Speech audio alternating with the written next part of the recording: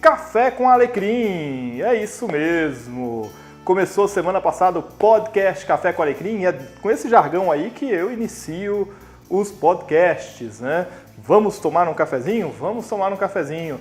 Toda semana estou publicando um episódio, o link está aqui na descrição, você pode assinar aí o feed. Se você não tem um aplicativo de podcast no seu dispositivo Android, procure pelo Pocket Cast, pelo Castbox, você procura lá Café com Alecrim, você vai achar e lá você vai poder acompanhar o meu podcast. Se você tem dispositivos Apple, entra no aplicativo de podcast, procura por Café com Alecrim que você acha lá também, ok? Ele também é publicado no SoundCloud, você pode procurar lá. Nós vamos conversar nesse podcast aí sobre diversos assuntos, Bíblia, comportamento, sociedade, teologia, culto, enfim, os assuntos mais diversos, né? E eu estou te convidando a conhecer, então, o Café com Alecrim. Com isso, eu me despeço aqui, porque eu vou publicar agora aqui, você vai poder ouvir, vai sumir a minha imagem, vai aparecer a imagem da capa do podcast e você vai poder ouvir o primeiro episódio que foi publicado ontem, né? Que na verdade é o segundo, porque teve o beta semana passada, tá bom? Um grande abraço, fica com Deus e até o próximo vídeo. Olá, vamos tomar um cafezinho?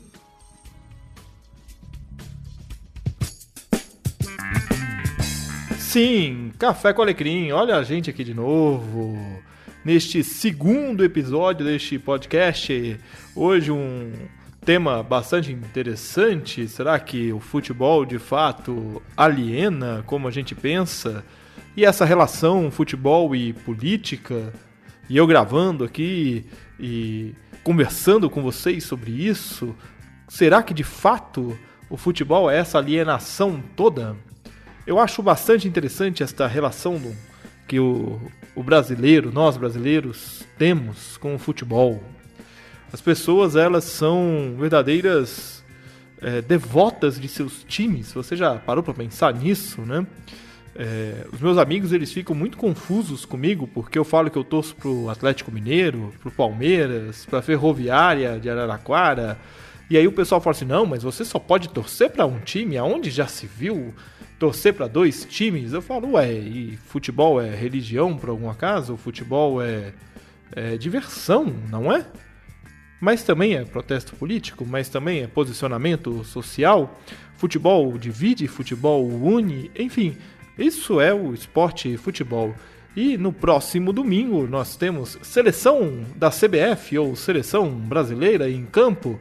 E aí eu falo que eu não torço para a seleção brasileira e o pessoal cai matando em cima de mim. Mas como assim você não torce para a seleção brasileira? Eu falo, uai gente, é um torneio de futebol, é um esporte, é diversão, vamos nos divertir, né? Se eu resolver torcer para o Brasil, eu torci, é uma escolha que eu faço, não é algo que eu devo levar tão a ferro e fogo. É interessante a gente encontrar esse tipo de comportamento entre os cristãos, pessoas que proclamam a Cristo, que são cristãos genuínos e que são completamente malucos e apaixonados pelos seus times de futebol, que não admitem quando eles perdem, que não toleram as brincadeiras e as gozações quando perdem um clássico. Gente que realmente sai do eixo por causa de futebol. Eu digo que é interessante porque, a bem da verdade, o cristão deveria buscar paz, o futebol deveria ser visto como uma diversão, algo a mais na vida do cristão, apenas para ele se relacionar com as pessoas, não algo para dividir, para causar dissensões, né? Existem pessoas completamente apaixonadas. Bem, o futebol, ele, em diversos momentos, ele já foi usado como ferramenta política, né, no país, na época da ditadura. Isso foi realidade, a Copa de 70 está aí, né, você pode pesquisar.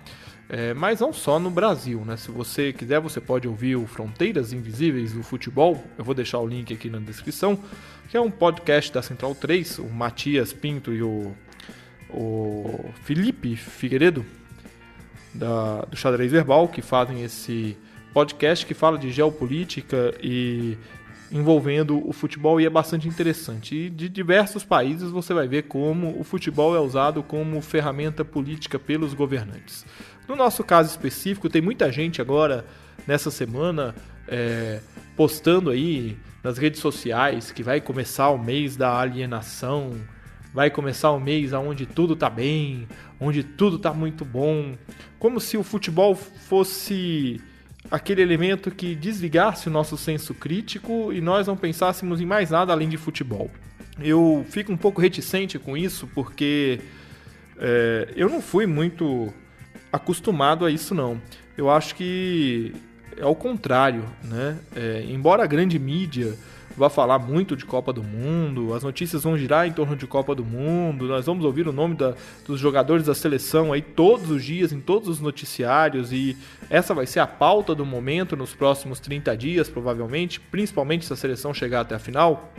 Eu creio que no dia a dia isso vai fazer parte das conversas, mas não vai deixar a gente sem senso crítico, sem olhar para a nossa realidade. Embora a gente viva um momento social bastante complicado, onde há ânimos exaltados por todos os lados, mas a apatia ainda é parte de muitos de nós, né? E eu me incluo nesse item aí. Talvez nós devêssemos ser mais proféticos, no sentido bíblico da palavra profético, em nossa ação diante da sociedade.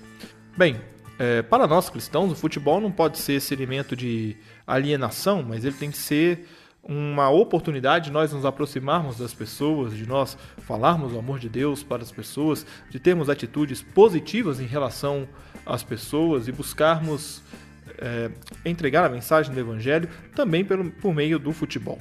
Aqui a gente pode até abrir um parênteses, né? Quem não é crente, quando joga bola com crente, se escandaliza, né? Porque crente jogando bola, aliás, eu costumo dizer, se você quer conhecer bem as pessoas da sua igreja, marca um futebol com elas que você vai ver. Na primeira pisada no calcanhar, na primeira falta mais dura, você vai perceber como as pessoas se exaltam. Muito bem, como cristãos nós precisamos buscar um temperamento transformado, uma atitude diferente, e a gente não precisa ser tão xiita assim com o futebol não, viu gente? Aliás, xiita não, tão extremista assim com o futebol não, viu gente? Futebol é diversão, futebol é um momento de nós nos unirmos. Eu costumo aproveitar estes momentos de Copa do Mundo para criar oportunidades da igreja estar junto, da comunhão ser potencializada, e você pode se unir com a sua família, comemora isso. Se você quer comemorar os gols do Brasil, comemora. Se você quer pintar a rua, pinta, fica à vontade, mas cuidado para que o futebol, não só na época de Copa do Mundo, mas em todos os momentos, não se torne um elemento que vá te afastar das pessoas ou que vai demonstrar que você gosta mais do seu time de futebol do que do Evangelho de nosso Senhor Jesus Cristo, tá bom? E às vezes a pessoa ouve essa última fala que eu fiz e ela fala assim, você está sendo exagerado, é claro que eu gosto mais de Jesus do que do meu time. Bem, eu conheço uns torcedores aí que, olha, tenho lá minhas dúvidas, hein? Se avalia aí, pessoal, tá bom? Bom, eu espero que esse papo aqui em torno do futebol, meio sem roteiro, meio sem pauta, na base da conversa, de cafezinho, te traga alguma reflexão, te faça pensar um pouco. E, gente, a Copa do Mundo vai começar. E anota aí, hein? Como não tem como printar porque é áudio, anota aí. Suíça campeã da Copa do Mundo da Rússia 2018. Esse ano o Ferrolho ganha. Um grande abraço para vocês, Deus abençoe e até o próximo episódio.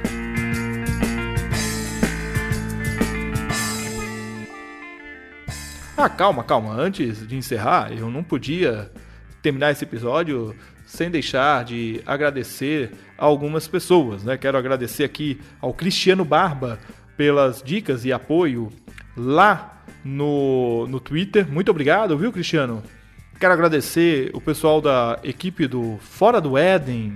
Muito obrigado, pessoal do Fora do Éden. É um podcast da família Bibotal que eu tenho tido a oportunidade, o privilégio de colaborar com eles, fazendo algumas das vitrines. Às vezes eu piso na bola, né, Rogério? Mas a gente tem conseguido ajudar ali. E eu quero agradecer, então, o pessoal do Fora do Éden também, porque me deram algumas dicas, principalmente o Rogério. Muito obrigado.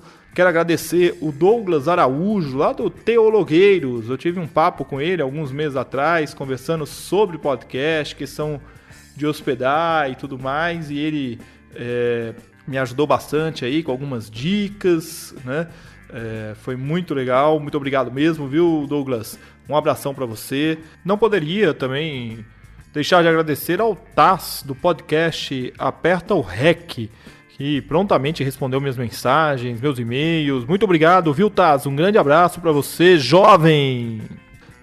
Quero também mandar um abraço aqui para Luciana Leitão, @rabiscosdalu lá no Twitter.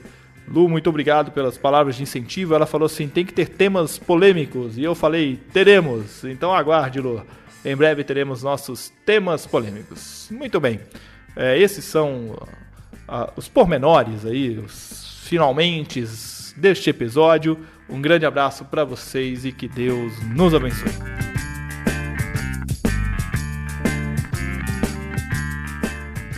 Muito bem, chegamos ao final de mais um podcast Café com Alecrim. Eu agradeço a sua audiência e eu quero ouvir o que você tem a dizer sobre o que nós conversamos aqui hoje. Então você pode escrever para fale@cafecoalecrim.com.br, você pode acessar cafecoalecrim.com.br e você pode também entrar em contato comigo pelas redes sociais. Um grande abraço para você e até o próximo episódio.